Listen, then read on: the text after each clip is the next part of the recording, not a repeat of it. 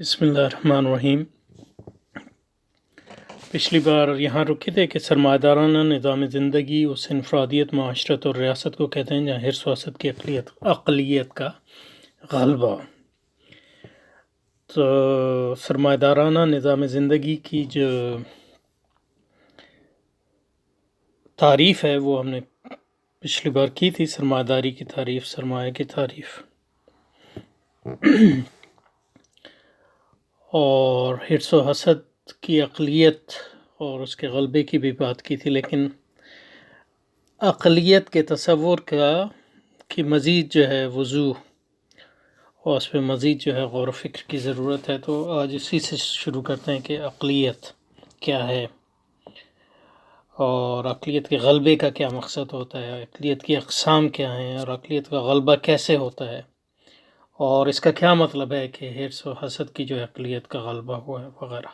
तो इजमाली तौर पे ये बातें हमने पिछली बार की थी, लेकिन अब इसको मज़ीद जो है इसका तजज़िया करते हैं, इसको मज़ीद खोलने की ज़रूरत है, इसकी मज़ीद वज़ूह की ज़रूरत है और यही हमारा मकसद है। मकसद यहाँ अपने फ़िक्र की वसअत, फ़िक्र को वसअत देना, यानी तो उसमें तजज़िये को सीखना, अफ़कार को, उनके पीछे जो माबाद व तबीयत कार फरमाया उसको समझना, उसके पीछे जो उसकी जो असास है उसको समझना, तसव्वुरात कैसे कायम होते हैं वग़ैरह वग़ैरह। तो पहले इस सवाल को उठाते हैं कि अक़लियत है क्या। अक़लियत क्या है? अक़लियत क्या है यानी रैशनैलिटी क्या है?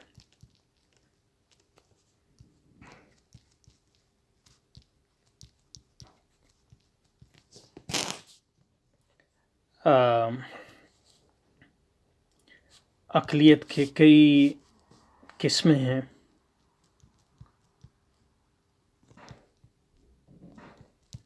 और अक़लियत को मुख्तलिफ़ मानों में इस्तेमाल किया जाता है।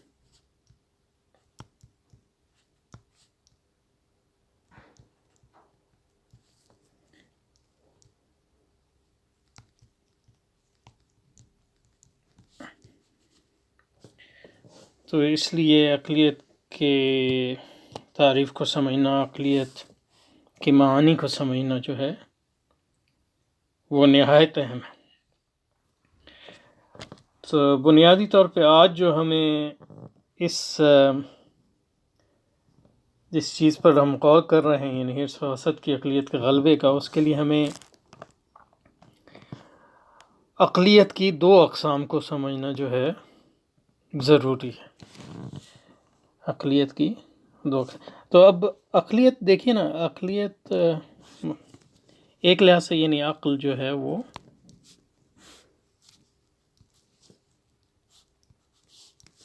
हवास की तरह, क़ल्ब की तरह एक इंसानी जारिहा है या एक इंसानी ऑर्गन है।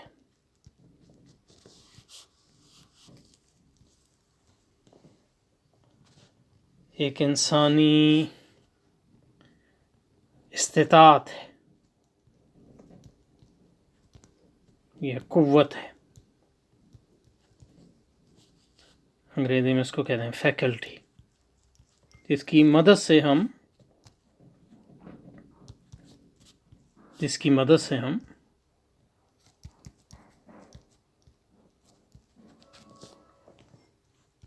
कायनात और उसके इर्द गिर्द जो अशिया हैं उनको समझते हैं। और इन मानों में यानी मतलब ये है कि एक फ़हम या अंडरस्टैंडिंग का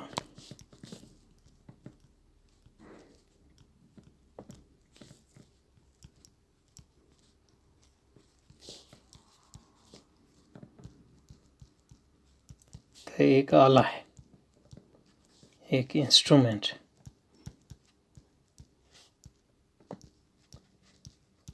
ایک ذریعہ ہے. اس لحاظ سے عقل جو ہے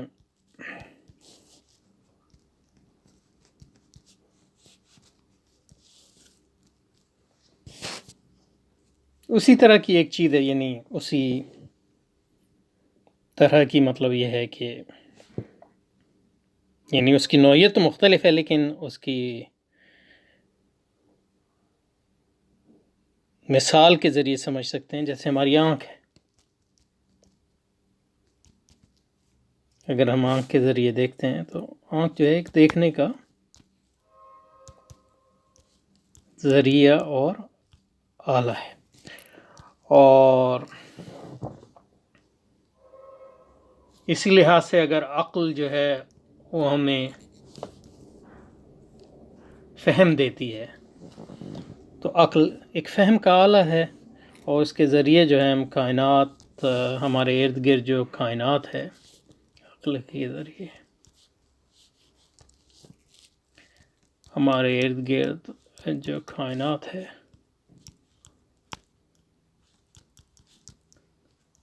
اور ہماری اپنی ذات ہے، اس کا ہم فہم حاصل کرتے ہیں عقل کی مدد.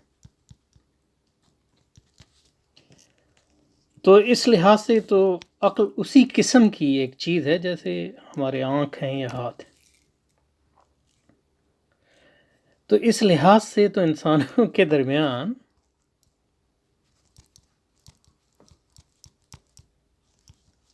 کوئی دو رائے نہیں ہو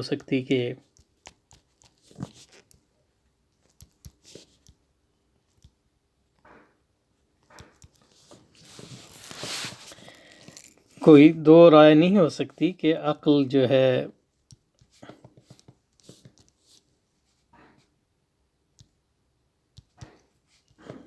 جس کو ریزن یا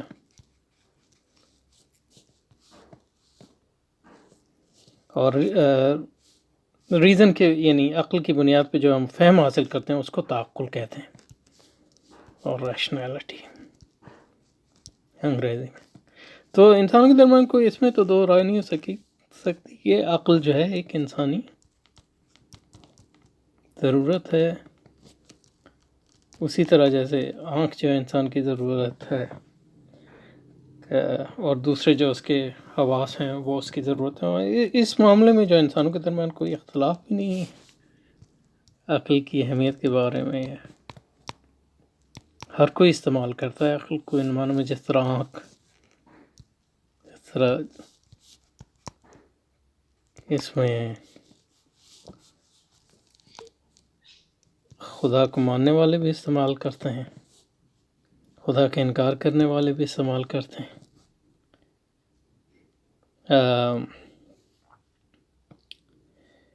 اس میں دنیا دار بھی اس کو استعمال کرتے ہیں، دیندار بھی اس کو استعمال کرتے ہیں، باحیا لوگ بھی اس کو استعمال کرتے ہیں، بے حیا لوگ بھی اس کو استعمال کرتے ہیں. تو اس لحاظ سے تو مطلب یہ ہے کہ عقل ایک انسانی ضرورت ہے، اور ہر معاشرہ اور ہر تہذیب جو ہے عقل کو استعمال کرتی ہے ان معنوں میں. اور ان معنوں میں یہ کہنا کہ ایک تہذیب جو ہے عقل کو زیادہ استعمال کرتی ہے، ایک تہذیب عقل کو استعمال کم کرتی ہے، ایک انسان عقل کو زیادہ استعمال کرتا ہے اور دوسرا کم استعمال کرتا ہے، یہ ایک غلط فہمی کا نتیجہ ہے.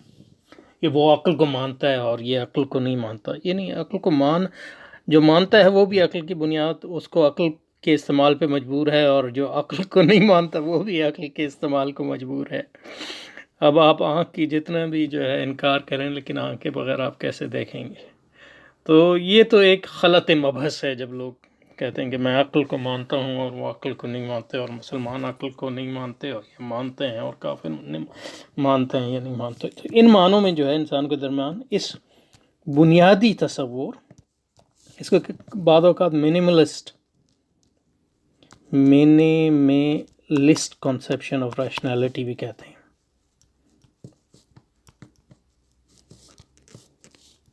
یعنی تعقل کا ایک بنیادی تصور. تو اس منیملسٹ تصور عقل پر جو ہے ہر ایک کا جو ہے ایک لحاظ سے جو ہے انحصار بھی ہے، اور ایک لحاظ سے انسانوں کا اجماع ہے کہ اس بنیادی تصور عقل کو ہر کوئی جو ہے اس کا محتاج بھی ہے اور استعمال بھی کرتا ہے، اور ہر معاشرہ، ہر قسم کی تہذیب اور ہر قسم کا تصور اس کا استعمال کرتا ہے. تو یہ تو پہلی اور بنیادی بات یہاں سے ہوگی. تو اب تک جو عرض کیا گیا اس کا خلاصہ یہ ہے کہ عقل بنیادی طور پر ایک قوت ہے، قوت انسانی جو اللہ تعالیٰ نے انسان کو دی ہے دوسری قوا کی طرح،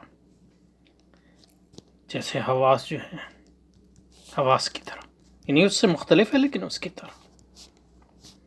جیسے حواس کا ایک قوت ہے اور ان کا ایک فنکشن ہے، یعنی ان کا ایک فعل ہے، فنکشن کو یعنی ایک عمل ہے، فنکشن کا مطلب عمل ہے حواس کا. اسی طرح عقل کا بھی ایک فنکشن ہے، عمل ہے، فہم اور انڈرسٹینڈنگ، سمجھنے کے لیے، کائنات کو سمجھنے کے لیے، اپنے آپ کو سمجھنے کے لیے، دوسرے انسانوں کو سمجھنے کے لیے، وغیرہ وغیرہ. اور عموماً جو ہے عقل اور حواس جو ہیں مل کر کام کرتے ہیں، یعنی عقل اور حواس جو ہے مل کر جو ہے علم اور فہم کی طرف لے جاتے ہیں. گو کہ اس میں تفصیل ہے جس میں ابھی جانے کی کوئی ضرورت نہیں.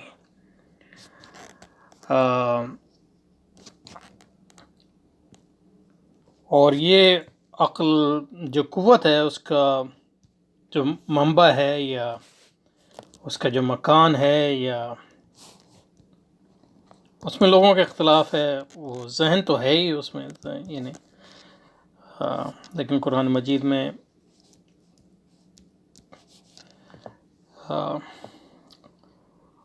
قلب بھی فرمایا گیا، تو کچھ لوگوں کے نزدیک جو ہے عقل کا مکان، عقل کا جو مصدر ہے وہ ذہن ہے، اور ان معنوں میں ذہن جو ہے، عقل جو ہے ذہن کا ایک عمل ہے. دوسروں کے نزدیک قلب ہے، اور کچھ لوگ جو ہیں اس میں تفریق کرتے ہیں عقل ذہنی اور عقل قلبی میں. تو یہ ہے اس کی تفصیل. تو اس لحاظ سے جو ہے عقل ایک قوت انسانی ہے جس کے ذریعے ہم فہم حاصل کرتے ہیں. لیکن جب ہم تعقل کی بات کرتے ہیں،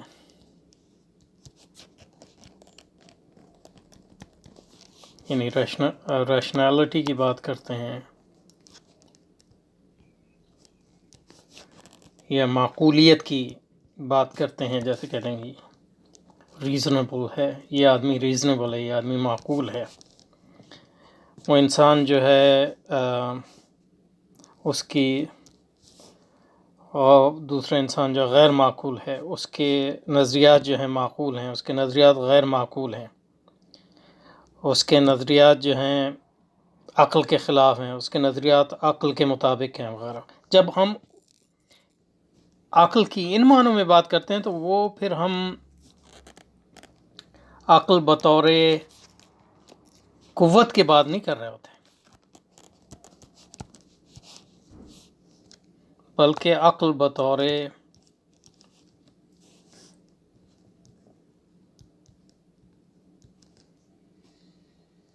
ایک تصور یا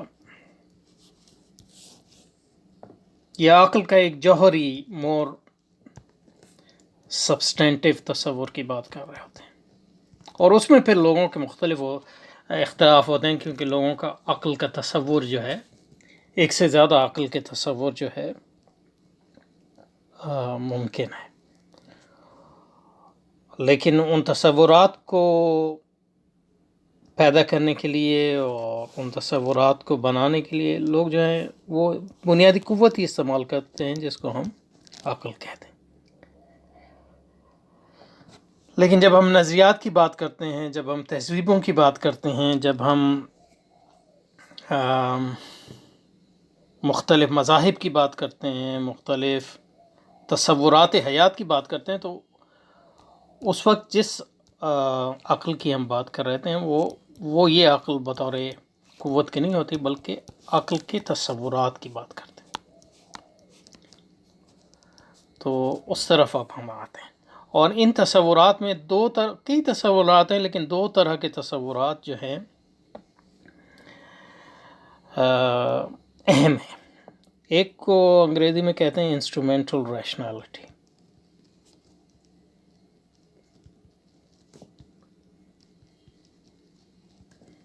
اور اردو میں آپ اس کو ترجمہ کر سکتے ہیں یا تو آلاتی یا زراعی یا طفیلی عقلیت۔ ابھی اس کا مطلب ایک منٹ میں سمجھاتا ہوں۔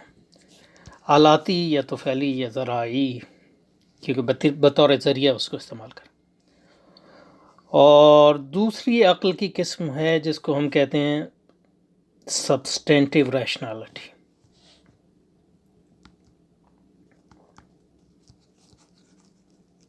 اس کا اردو میں ہم ترجمہ کر سکتے ہیں قائم بذات تعقل یا جوہری تعقل۔ اب سمجھتے ہیں ان دونوں تصورات کو، کیونکہ انہی میں لوگوں کے اختلاف ہوتے ہیں۔ انہی کہ جب ہم کہتے ہیں کہ ایک نظریہ جو ہے عقل کے مطابق ہے اور ایک دوسرا نظریہ جو ہے irrational ہے، غیر عقلی ہے، تو وہ انہی تصورات کی بات کر رہے ہوتے ہیں۔ تو پہلے ہم لیتے ہیں انسٹرومنٹل ریشنالٹی کو۔ اب ان دونوں اور جوہری عقلیت کے جو دو تصورات میں نے آپ کو بتایا، ان دونوں کے فرق کو سمجھنے کے لیے دو اور تصورات کو سمجھنا ضروری ہے اور ان میں تفریق کرنا ضروری ہے۔ ایک ہے مقصد اور دوسرا ہے ذریعہ۔ انگریزی میں اس میں کہتے ہیں اینڈ، اور ذریعے کو کہتے ہیں مینس۔ صحیح؟ تو جو پہلی قسم کی عقلیت ہے جس کو ہم انسٹرومنٹل ریشنالٹی یا آلاتی یا طفیلی مجھے زیادہ پسند آتا، طفیلی عقلیت، یہ اس میں ہم اس پہ بحث نہیں کرتے کہ آپ کا مقصد جو ہے وہ معقول ہے کہ نہیں۔ یہ ہم فرض کر لیتے ہیں کہ آپ کا ایک مقصد ہے، مختلف مقصد آپ کا مقصد ہے، آپ ایک عظیم کرکٹر بننا چاہ رہے ہیں، تو ہم اس پر بات نہیں کرتے کہ عظیم کرکٹر بننا جو ہے آپ کا مقصد ہونا چاہیے یہ نہیں، یا آپ جیسے انسان کا مقصد ہونا چاہیے نہیں، وغیرہ وغیرہ۔ کہتے ہیں یہ آپ کا مقصد ہے۔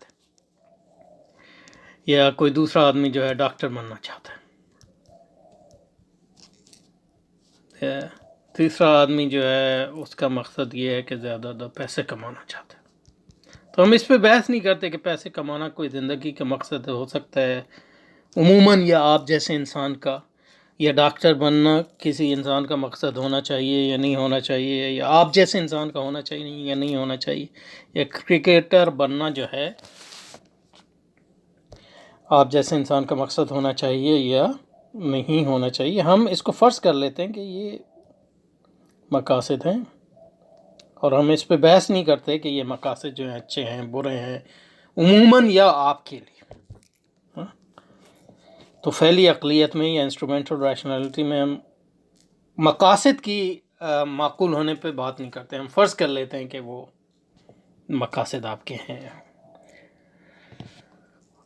تو فعلی اقلیت میں ہم یہ بات کرتے ہیں کہ ہم فرض کر لیتے ہیں کہ آپ کا ایک مقصد ہے، تو پھر بہترین معقول ذریعہ کون سا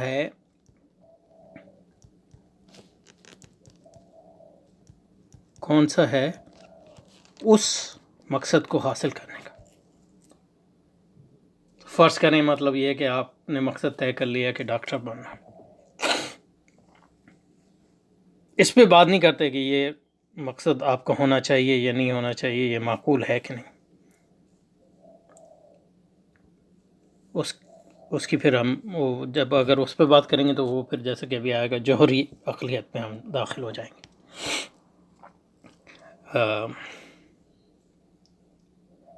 اسی طرح مطلب یہ کہ دوسرا آدمی کہہ رہا ہے جناب میں ڈاکٹر بننا چاہتا ہوں، تیسرا کہہ رہا ہے۔ تو فرض کر لیا کہ آپ نے جو ہے کرکٹر بننا ہے، تو اب آپ کا اس کو حاصل کرنے کا بہترین ذریعہ کیا ہے؟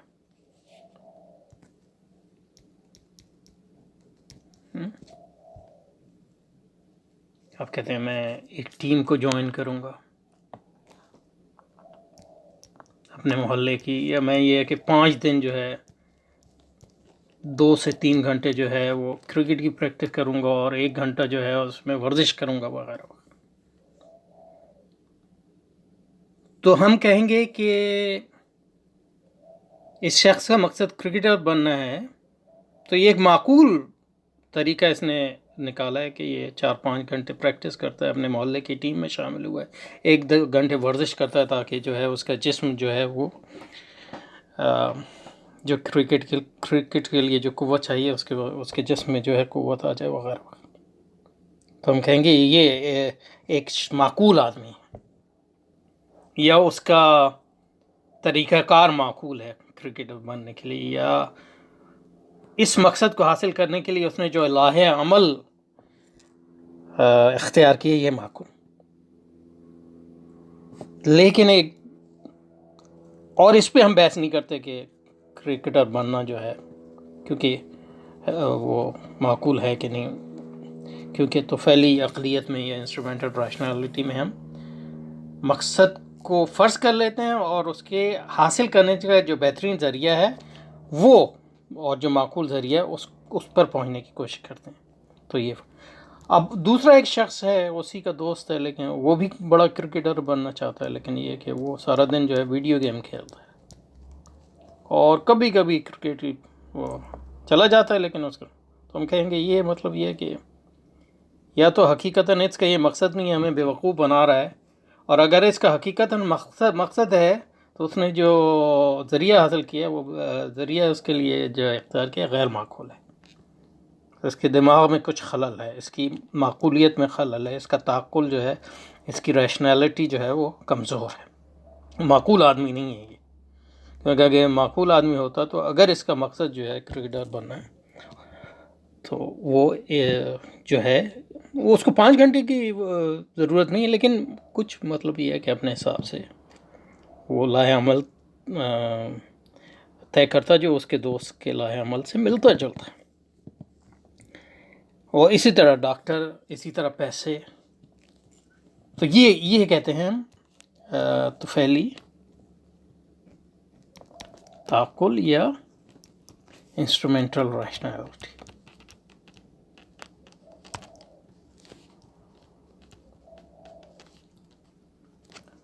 اس طرح کے تعقل میں ہم مقاصد کی معقولیت سے غض نظر کرتے ہیں، یعنی we ignore them or we presume them، اس کو فرض کر لیتے ہیں، اس پہ بات نہیں کرتے مقاصد، صرف یہ کہتے ہیں کہ جناب جو بھی آپ کا مقصد ہو اس کو حاصل کرنے کا معقول ذریعہ، معقول طریقہ کیا ہے، آپ کے وسائل کو دیکھتے ہوئے، آپ کی صلاحیتوں کو دیکھتے ہوئے، آپ کے جو بیک گراؤنڈ ہے اس کو دیکھتے ہوئے وغیرہ۔ اور اس لحاظ سے ہم کہتے ہیں کہ یہ شخص کا لاہ عمل معقول ہے، اور نمبر 2 شخص کا لاہ عمل غیر معقول ہے، اور اس کو ہم افراد پر بھی کر سکتے ہیں، اس کو معاشرے پہ بھی کر سکتے ہیں، اس کو ریاست پہ بھی کر سکتے ہیں۔ مثلاً سیاسی فلسفے میں جیسے رولز جو بہت بڑا ایک امریکی سیاسی فلسفی گزرا ہے، وہ کہتا ہے کہ ریاست کا جو ہے بنیادی مقصد جو ہے صرف وسائل کا اضافہ ہے. تو یہ مقصد ہے، تو اس کا تعلق جو ہے طفیلی عقلیت سے نہیں ہے. لیکن اگر ہم فرض کر لیں کہ ریاست کا بنیادی مقصد جو ہے وسائل کا اضافہ ہے، کیونکہ اہداف حاصل کرنے کے لیے وسائل ضروری ہوتے ہیں، اور اگر وسائل نہیں ہوں گے تو نہ ریاست اپنے مقاصد حاصل کر سکے گی، نہ ریاست میں رہنے والے افراد اپنے مختلف مقاصد حاصل کر سکیں گے. اس لیے وہ کہتا ہے کہ ریاست کا اگر کوئی مقصد ہے تو وہ صرف وسائل میں اضافہ ہے، وسائل میں اضافہ ہے. اب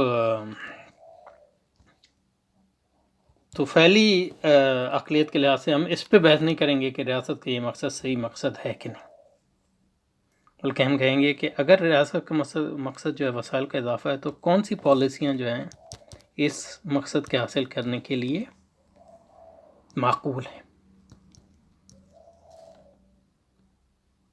یعنی مطلب آپ کہہ سکتے ہیں کہ مطلب ایک پالیسی یہ ہو سکتی ہے کہ ریاست جو ہے نظام تعلیم پہ خرچ کرے تاکہ لوگ جو ہے زیادہ سے زیادہ تعلیم یافتہ ہوں، اور جب لوگ زیادہ سے زیادہ تعلیم یافتہ ہوں گے تو وہ لوگ جو ہیں وسائل میں باصلاحیت لوگ اگر آپ کی ورک فورس میں ہوں گے تو اس کے نتیجے میں جو ہے آپ کی معیشت جو ہے ترقی کرے گی، اور معیشت کی ترقی کے نتیجے میں آپ کے وسائل میں اضافہ ہوگا، ریاست کے وسائل میں، اور وہ مقصد حاصل ہو جائے گا.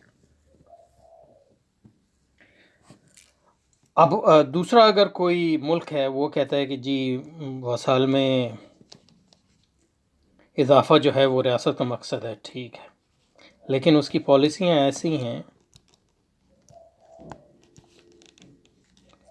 جس کے نتیجے میں جو ہے وہ کہتا ہے نہیں جناب ہم کوئی تعلیم میں خرچ نہیں کریں گے کیونکہ اس میں ہمارے وسائل میں کمی آئے گی، جو پیسے ہیں وہی کم ہو جائیں گے، اور لوگوں کو جو ہے تو اس کے نتیجے میں جو ہے جو آپ کے پڑھے لکھے لوگ ہیں جن کے پاس پیسہ ہوگا وہ جو ہے فار ایگزامپل مثال کے طور پہ باہر ملک چلے جائیں گے. اس کے نتیجے میں جو آپ کی ورک فورس ہے وہ کم پڑھی لکھی ہو جائے گی، اس کے نتیجے میں جو ہے معاشی ترقی کم ہوگی. تو ہم کہیں گے یہ پالیسی جو ہے غیر معقول ہے.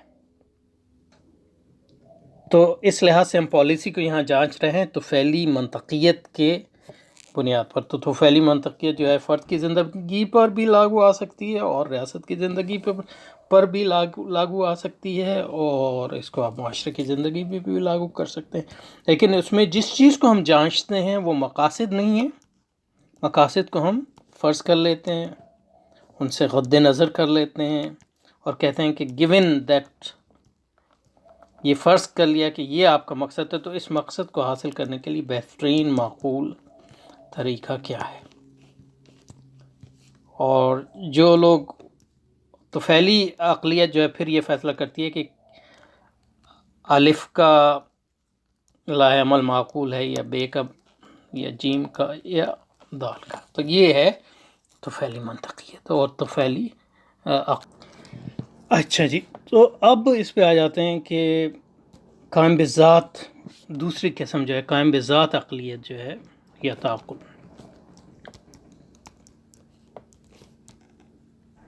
کیا ہے. Substantive rationality. طفیلی تعقل کے مقابلے میں قائم بذات یا اس کا ترجمہ بنیادی بھی کر سکتے ہیں یا ذاتی بھی کر سکتے ہیں، ذات بمانے، کیونکہ یہ سبسٹینٹیو سبسٹنس ہے نکلا ہے سب. وہ سبسٹنس کو اردو میں یعنی جوہر بھی کہتے ہیں، اور یعنی عربی میں بھی ذات بھی کہتے ہیں، لیکن اردو میں اب ہم ذات جو ہے مختلف معنوں میں استعمال کرتے ہیں تو وہ اس لحاظ سے وہ ایک ابہام پیدا ہوتا ہے. اسی وجہ سے میں نے قائم بذات اس کا ترجمہ کیا ہے. تو قائم بذات جو تعقل ہے اس میں آپ مقاصد یہ کہتے ہیں کہ مقصد آپ کا معقول ہے کہ نہیں.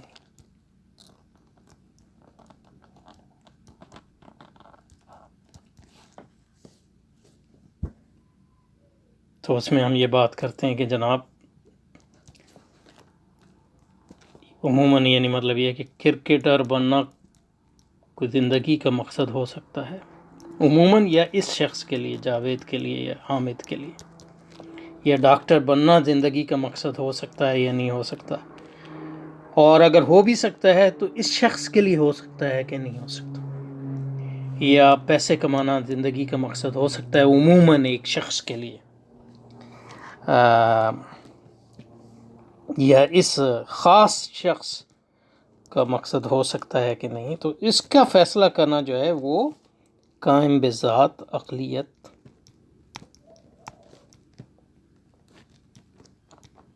کا کام ہے.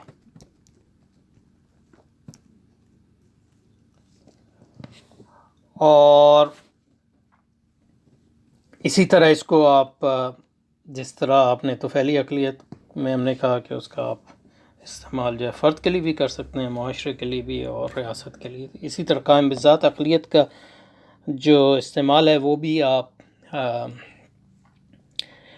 فرد کے لیے بھی کر سکتے ہیں، جیسا کہ ابھی میں نے کچھ مثالیں دی اور معاشرے کے لیے اور ریاست کے لیے. فار ایگزامپل جب معاشرے کا کیا مقصد ہے ہونا چاہیے.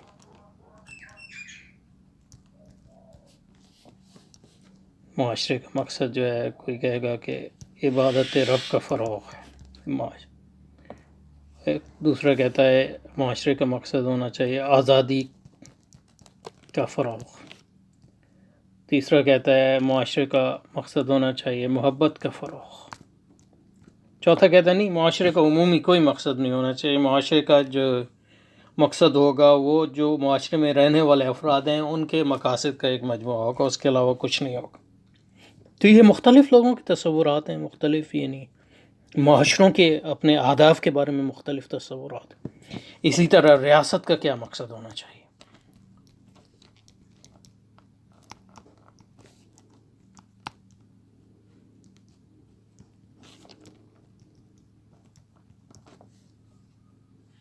اب رولز کہتا ہے ریاست کا مقصد وسائل کا اضافہ، یہ بنیادی مقصد. یعنی ہر ریاست کو کچھ وسائل چاہیے، لیکن ہر تصور یہ نہیں کہتا کہ وسائل جو ہیں وہ بنیادی مقصد ہے ریاست کا اور اس کے علاوہ کوئی مقصد نہیں ہے. یہ رولز کہتا ہے، یہی لبرل ریاست کا اس کا تصور ہے. اس کے مقابلے میں مثلا یہ ہے کہ اب شاہ ولی اللہ کہتے ہیں کہ جناب ریاست کا مقصد جو ہے جہاد ہے، یعنی اللہ تعالیٰ کے احکام کا نفاذ. تو یہ جہادی جو ریاست ہے وہ بھی وسائل چاہتی ہے، لیکن وسائل کا اضافہ اس کا مقصد پر سے نہیں ہے، یعنی بلکہ وسائل اس حد تک چاہیے جتنے مطلب یہ کہ اللہ کے شریعت کے نفاذ اور جہاد کے لیے.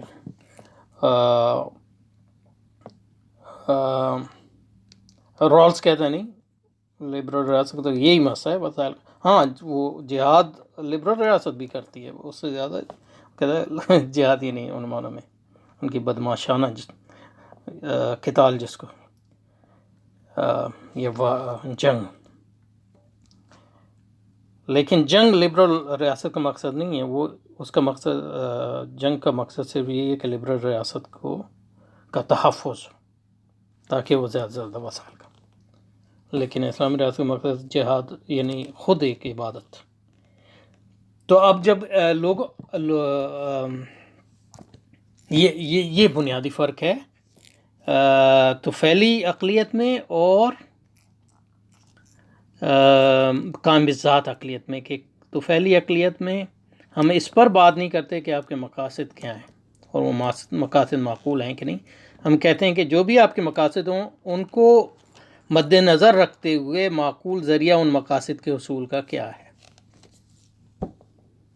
جبکہ قائم بذات جو عقلیت ہے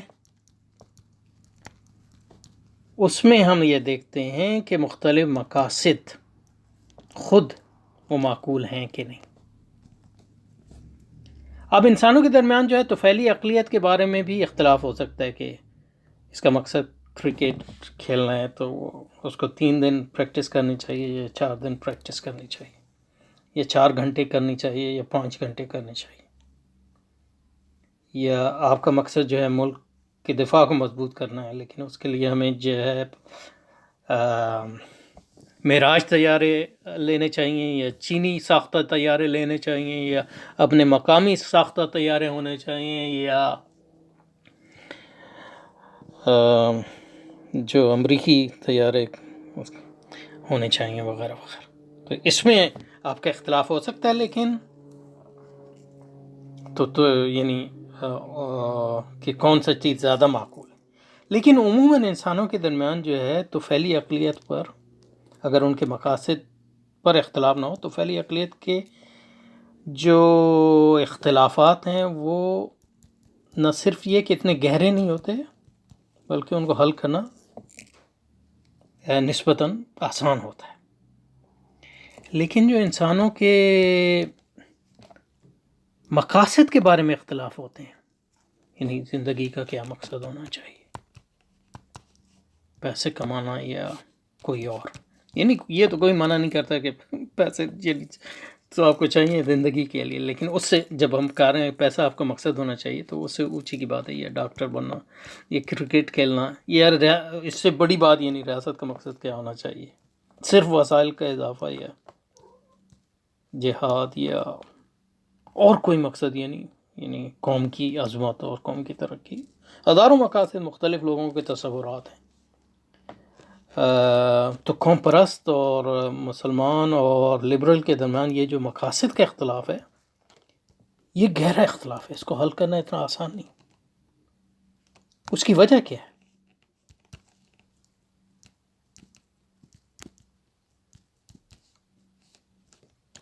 اس کی وجہ یہ ہے کہ مقاصد جب ہم متعین کرتے ہیں تو اس کے لیے جو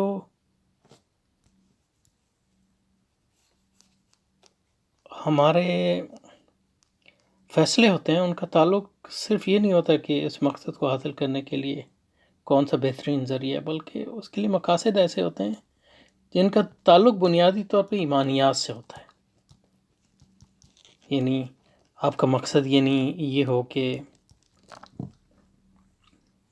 آپ ڈاکٹر بننا، پیسے کمانا ہے یا نہیں، تو وہ اس سوال کا تعلق اس سے ہوگا کہ زندگی کا مطلب کیا ہے اور زندگی کا مقصد کیا ہے. تو اب یہ ایک گہرا سوال ہے اور اس کا تعلق یہ ہے کہ زندگی کی حقیقت کیا ہے. آیا یہ زندگی جو ہے فانی ہے، غیر فانی ہے، موت کے بعد بھی کوئی زندگی ہے یا نہیں، یا جیسے کہ اگر آپ کہتے ہیں کہ موت کے بعد جو ہے ہم جس ختم ہو جائیں گے تو پھر اور یہی ایک زندگی ہے تو پھر آپ بابر کی طرح کہیں گے کہ بابر بعیش کوش کے زندگی دوبارہ نہیں. لیکن اگر آپ کہیں گے کہ موت کے بعد بھی زندگی ہے اور وہ اصل زندگی ہے اور وہ دائمی زندگی ہے تو آپ معقول یہی ہے آپ کے لیے کہ آپ اس زندگی کو جو ہے اصل نہ سمجھیں. تو جو مقاصد کے بارے میں جو انسانوں کے اختلافات ہیں وہ صرف طفیلی عقلیت کے بنیاد پر حل نہیں ہو سکتے، اور وہ جو آپ کی قائم بذات عقلیت ہے وہ اس کی بنیاد پر حل نہیں ہو سکتے، اس لیے کہ ان کا تعلق ایمانیات اور مابعد و طبیعتی حقائق پر ہوتا ہے عموماً، جس کے بارے میں انسانی عقل جو ہے کوئی یعنی نظریات تو دے سکتی ہے لیکن اس کو مکمل علم نہیں ہے. یعنی انسانی عقل کی بنیاد پہ آپ حتمی یہ فیصلہ نہیں کر سکتے کہ موت کے بعد زندگی ہے کہ نہیں ہے، یا ایک غالب امکان آپ کہہ سکتے ہیں.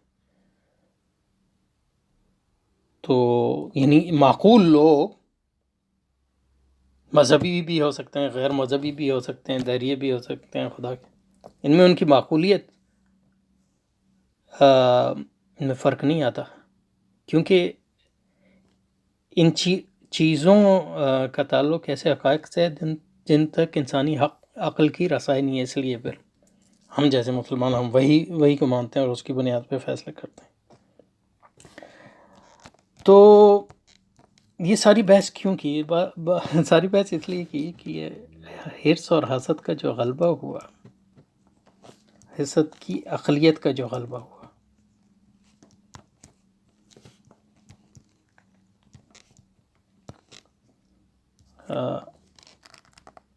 سرمایہ دارانہ تہذیب میں،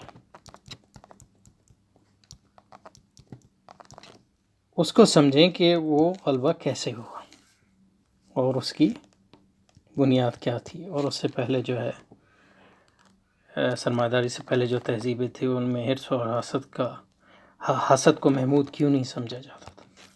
تو یہ جو فرق ہے اور یہ جو بحث ہے، اس کا تعلق قائم بذات عقلیہ سے، کیونکہ حرص و حسد کا تعلق جو ہے مقاصد سے۔